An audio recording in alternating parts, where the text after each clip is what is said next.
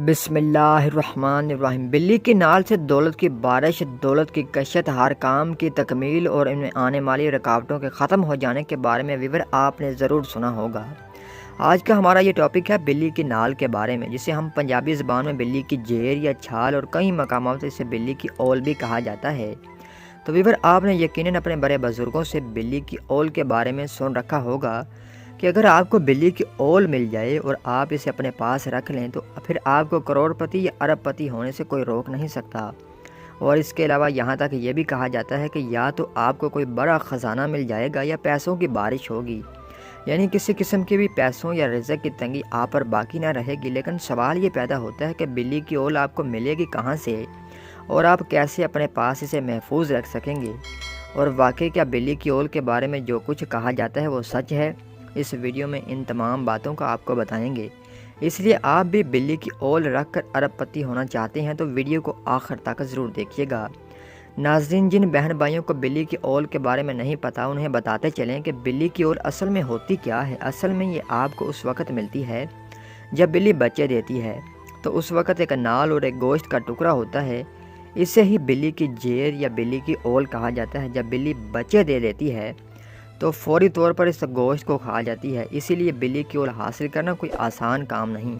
اور اگر آپ اسے حاصل بھی کرنا چاہیں گے تو بلی آپ پر حملہ کرے گی اور آسانی سے کبھی بھی آپ کو نہیں لینے دے گی۔ اکثر لوگ یہ سوچتے ہیں کہ شاید بلی ہمیں امیر نہیں ہونے دینا چاہتی، اس لیے اپنی نال کو کھا جاتی ہے، لیکن اصل میں سچائی یہ ہے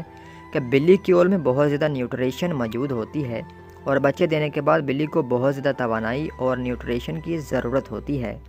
اور اس کی نال نیوٹریشن سے بھرپور ہوتی ہے، اسی لیے وہ اپنی نال کو فوری طور پر کھا جاتی ہے۔ تو ویور، انسان امیر ہونے کے لیے اتنی محنت تو کر ہی لیتا ہے اور وہ کسی طرح مشکل میں پڑ کر بلی سے اس کی نال حاصل کر لیتا ہے، لیکن کیا واقعی نال والی بات سچ ہے اور کیا واقعی نال رکھنے سے انسان دولت مند ہو جاتا ہے؟ تو اس کا جواب 100% صحیح بھی ہے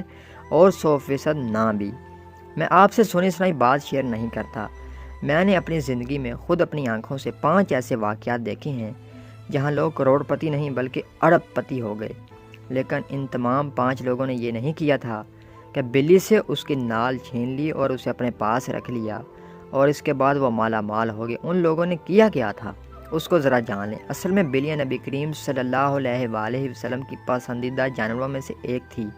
بلی ایک پاکیزہ جانور ہے۔ آپ اس کی دلیل آپ یوں لے سکتے ہیں، نبی کریم صلی اللہ علیہ وآلہ وسلم نے اس برتن کے پانی سے وضو کیا تھا جس برتن میں بلی پانی پی کر گئی تھی۔ بلی ایک ایسا جانور بھی ہے جو اگر آپ کو دعا دے دیتی ہے وہ بھی، اور اگر آپ کو بد دعا دے دیتی ہے وہ بھی، 7 آسمان چیرتی ہوئی جاتی ہے اور وہ آسمان کے بیچ کہیں نہیں رکتی۔ اور اس لیے اگر بلی کسی گھر میں بچے دیتی ہے تو سمجھا جاتا ہے کہ وہ گھر بہت بابرکت والا ہے،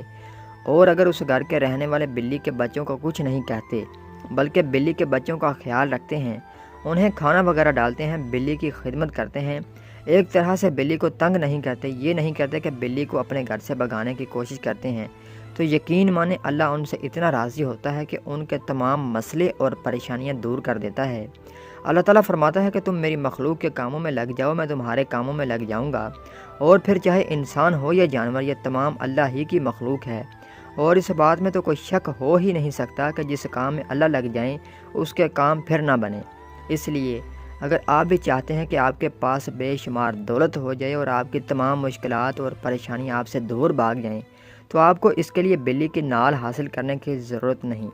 بلکہ اگر آپ کے گھر میں بلی بچے دے دے تو کوشش کریں کہ ہر بلی کی خدمت کرنے کی کوشش کریں، اور ہرگز بھی بلی کے بچوں کو گھر سے باہر نہ نکالیں جب تک وہ خود آپ کے گھر سے نہ چلے جائیں۔ تو ویورز، امید کرتے ہیں کہ آج کی اس ویڈیو کا مقصد آپ کو سمجھ میں آیا ہوگا۔